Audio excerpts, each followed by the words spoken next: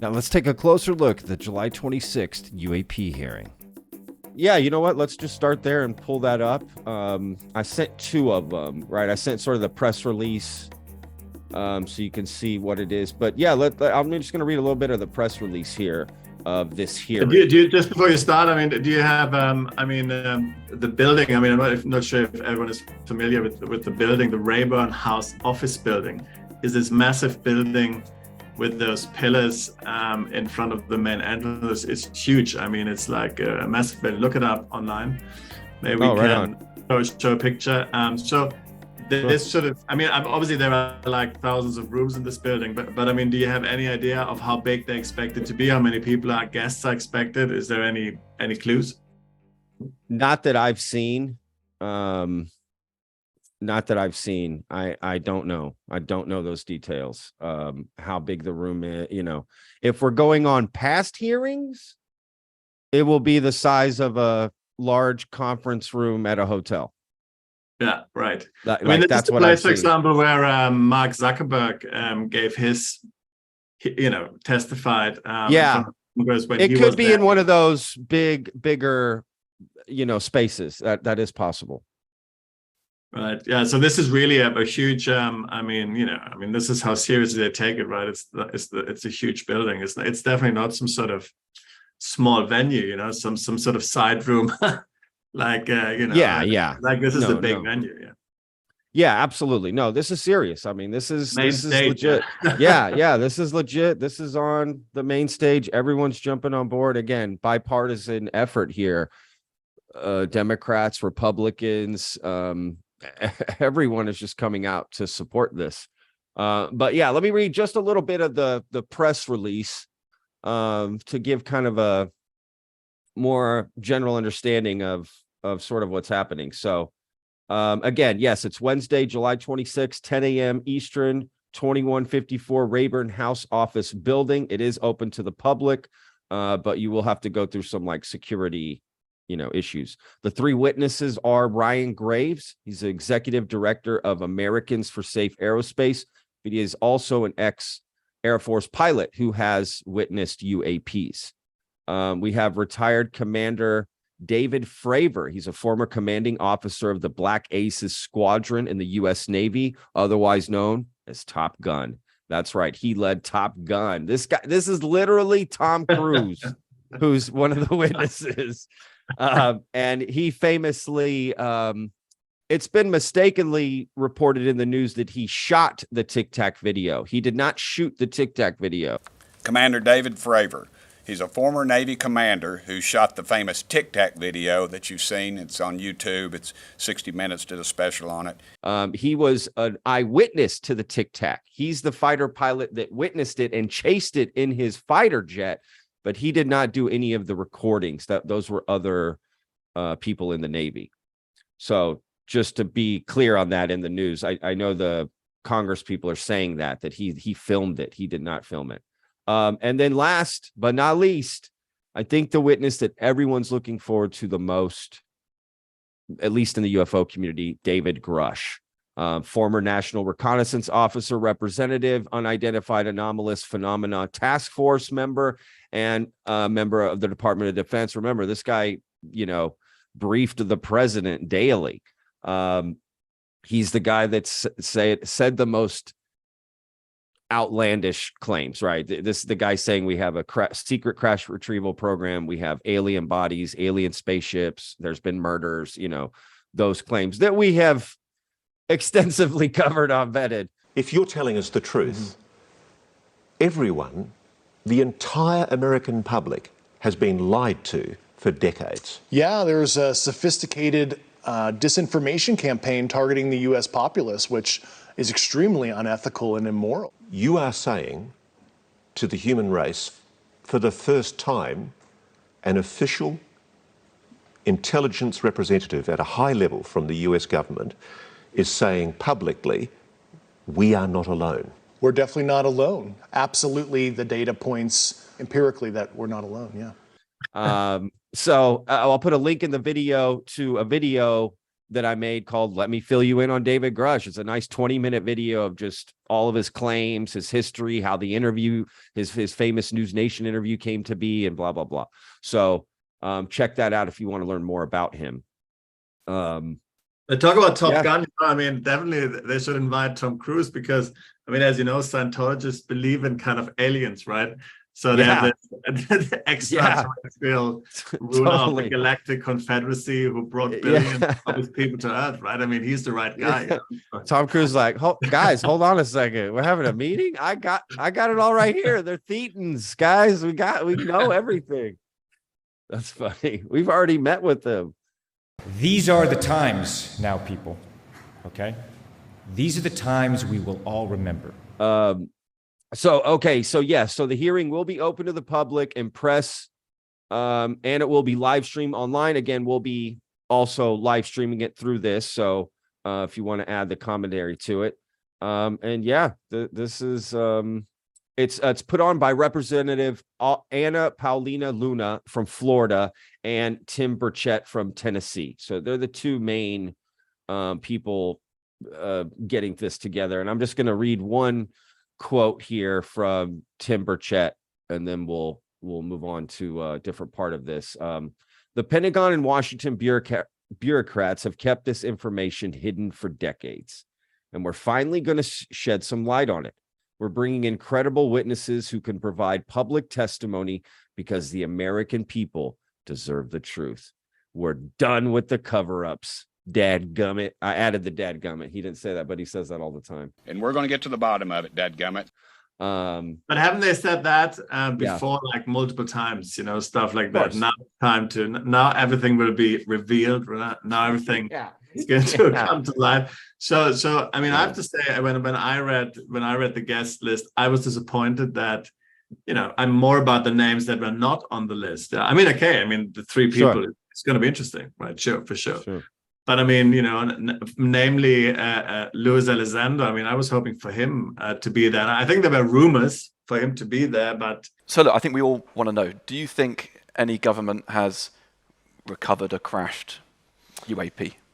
So what I've said for the record, which is unfortunately all I can say, is that it is my belief that the United States is in possession of exotic material, and unfortunately, that's about all I can say at this time. It then didn't materialize for some reason. What do you know why? No, he did tweet about it though. So he tweeted about it and just said, like, look, we're still in the fight. So check out Lou Elizondo's Twitter. He does tweet about it, and you know, they're still in the fight. And he mentions like there's more hearings to come. So he's basically insinuating that he will be testifying at some point, but these are the first three to testify and lay down what they've said in public record. So they may even say all the things you've heard them say, but they're going to do it on public record. And to be honest, there's a lot of controversy going on whether or not they'll be under oath or not. So, all right, whether that matters, and if there's still repercussions either way, whether you're under oath or not. Apparently, the House rules are if you lie to Congress, whether you're under oath or not, there's repercussions, right? So it kind of doesn't matter, sort of thing. But anyway, there's I tried to find that out over the weekend and nobody can confirm.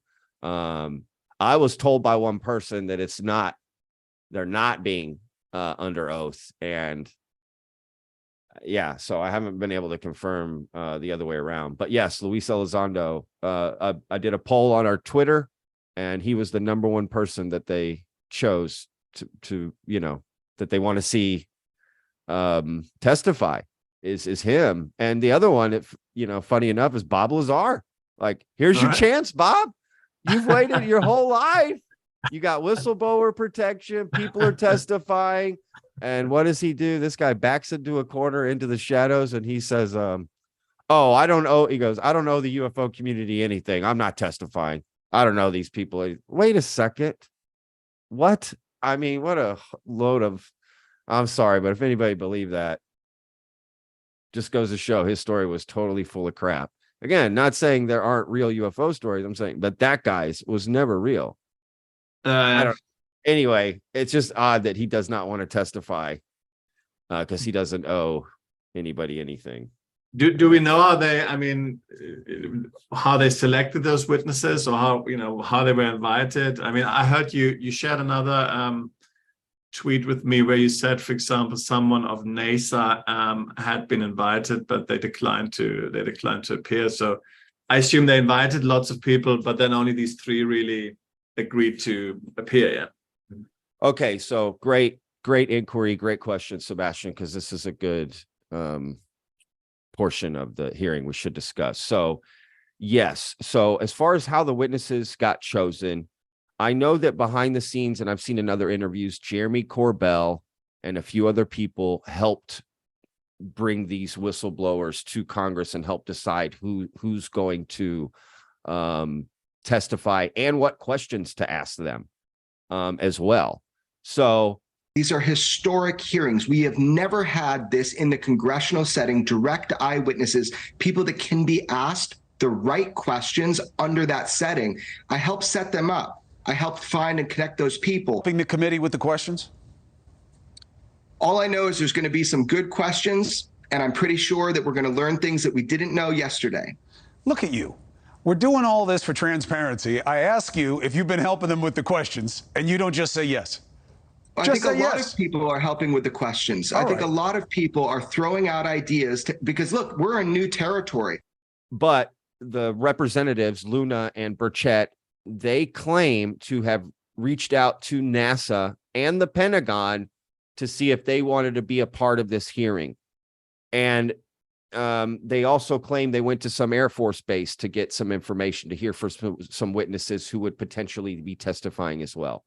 And they say that they got pushback on all this. So NASA claims that they were never invited and all this stuff, right? That they got it confused. So you know what? Let me read that NASA tweet, because they came out and said, oh, they're not helping us, right? That's what the rep said, Burchett and Luna. NASA's not going to help us. They declined to come to the hearing.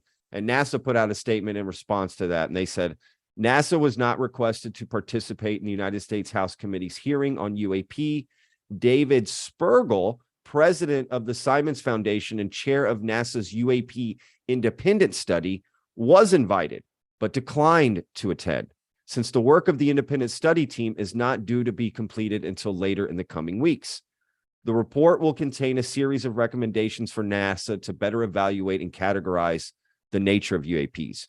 And then they put a link. You can learn more here. And I'll share that tweet so y'all can see that and check it out.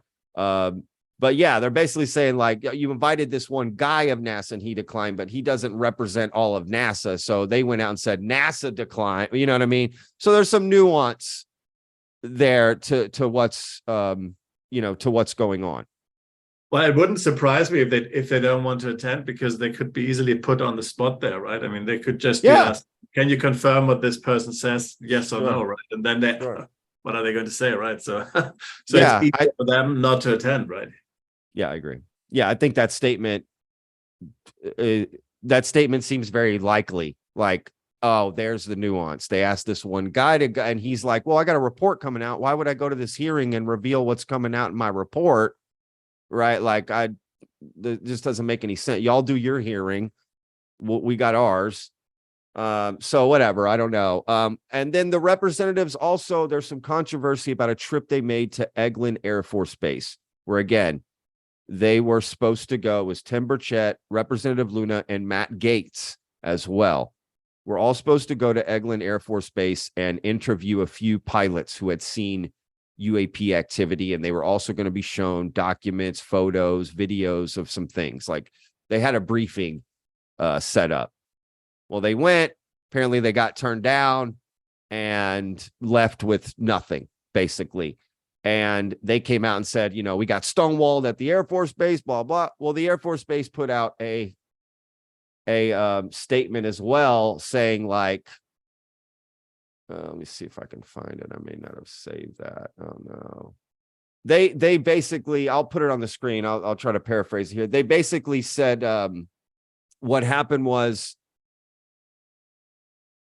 when they went to the briefing, only one of them, Matt Gaetz, had the right clearance to hear everything in it. So that's why they denied the other two people access. They said, oh, you guys don't have the clearance to hear this stuff. He does. He can stay, but y'all two have to leave. And they were like, it's either all of us or none of us. So they left. And then they came out and said, well, we didn't get to see anything, you know. So I don't know what, you know, who do you believe? I don't know. I guess that's up to you to decide if, you know, does that sound fishy? Does that sound, it sounds likely to me, to be honest with you, that that was the case. So, yeah. Things, right? I mean, there always seems to be something, you know, throwing like spanner in the works, right? Spanners in the work, you know, for some reason it doesn't work, you know, somebody hasn't got the right clearance or whatever. Yeah. It seems very frustrating, yeah. For sure. Yeah, I mean, 100%. I mean, there's more controversy around it.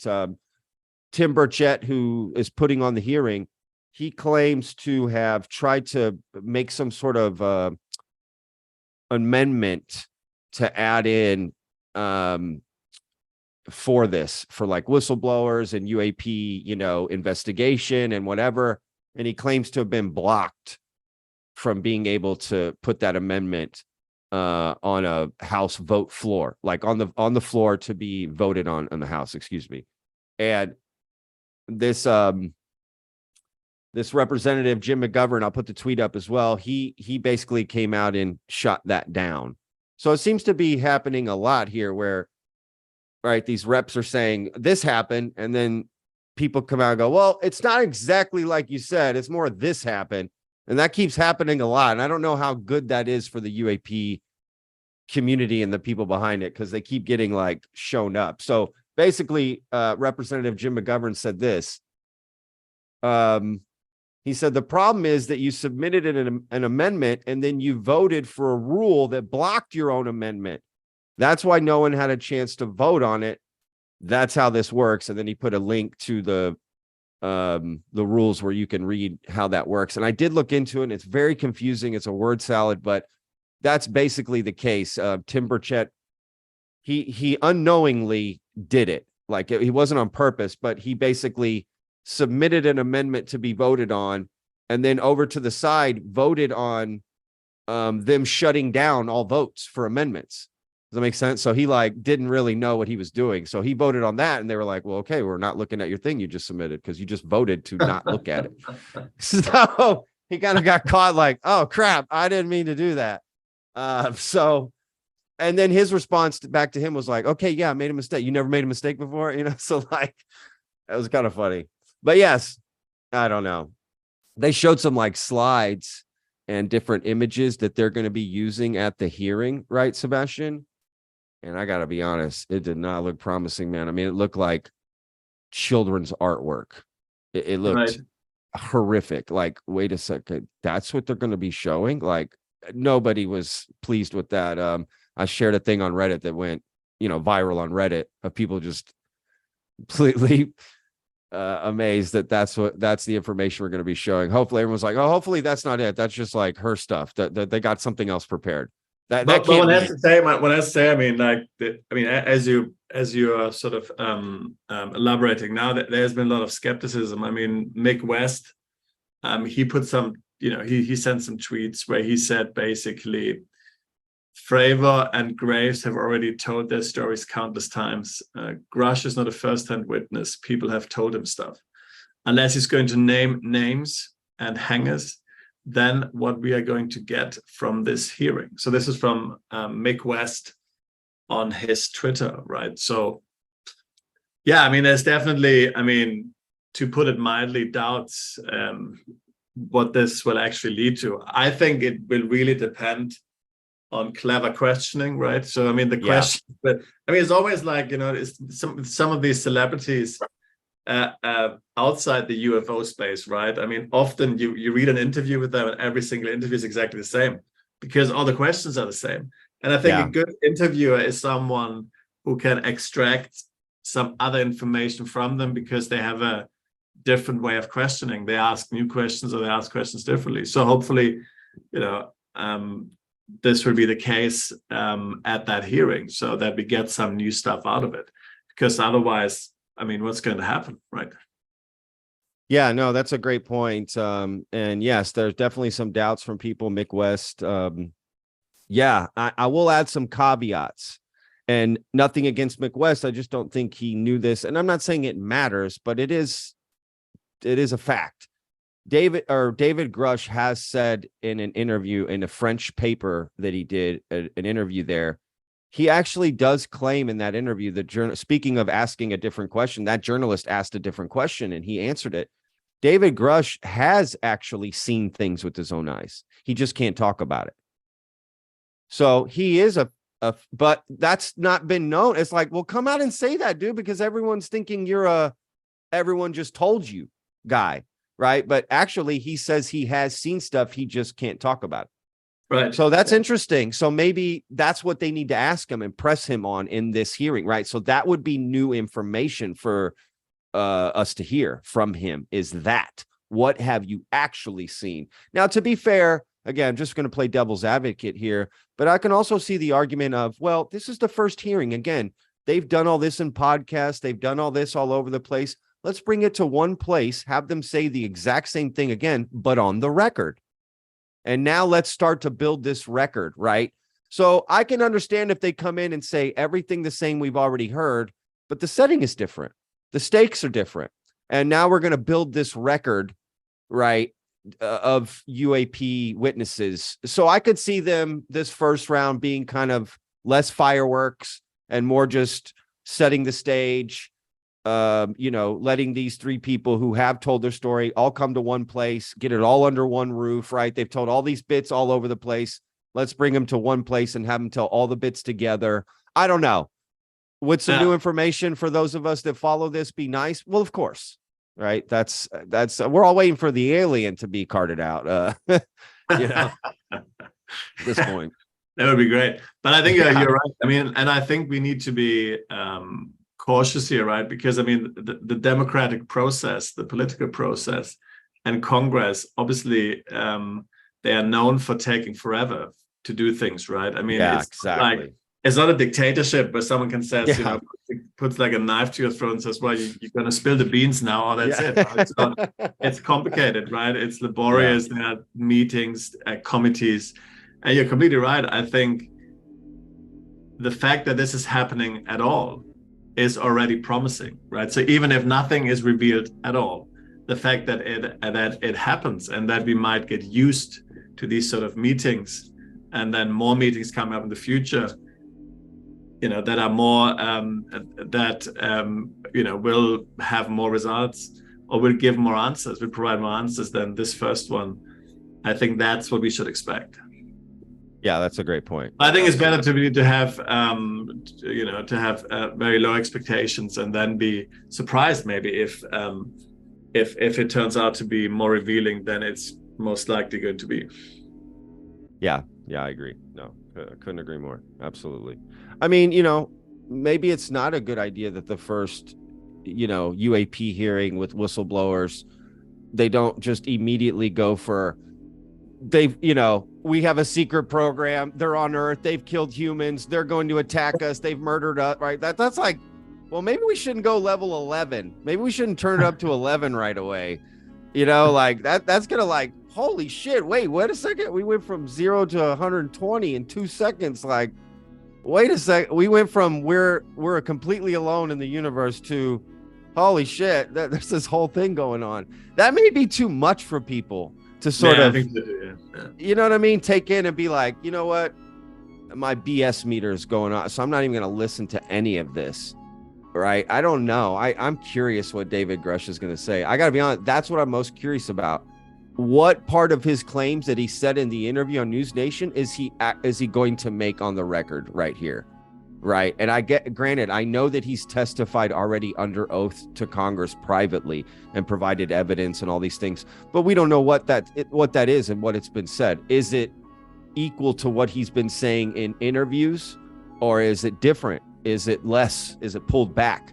Right. When we have a saying in Texas, right? When the rubber hits the road, right? So it's like when the rubber hits the road, does he actually still say the same things?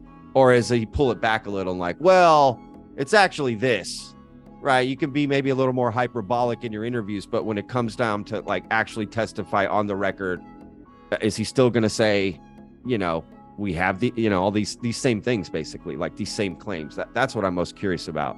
Or will he word it differently, where it's like, well, that's a lot different, dude, than what you said in the News Nation interview. Now that you're here in front of Congress, like, that's a lot different than what you said, XXX, right? So that's what I'm most curious about. I think the other two pilots are going to give pretty, same stuff they've said, right? What they saw, this, that, the other. It will be great. It will be nice to have on the record, but yeah, all eyes are on David Grusch. Tell us what you guys think in the comments that are watching, listening. Who do you guys what do you want them to say? What do you want them to come out of it? Who do you wish was testifying? I'm curious. Who are you looking forward to most? Where do you think the bombshells are going to come from, if there'll be any? All right, so let's recap here. We have a groundbreaking hearing coming up on July 26th with 3 absolutely phenomenal witnesses that could bring forth an answer to a question we have longed for as humanity. So I'm looking forward to it. This has been Vetted. Thanks for watching. We hope you enjoyed. Please subscribe if you want to support us. Follow us on Twitter at Vetted Podcast.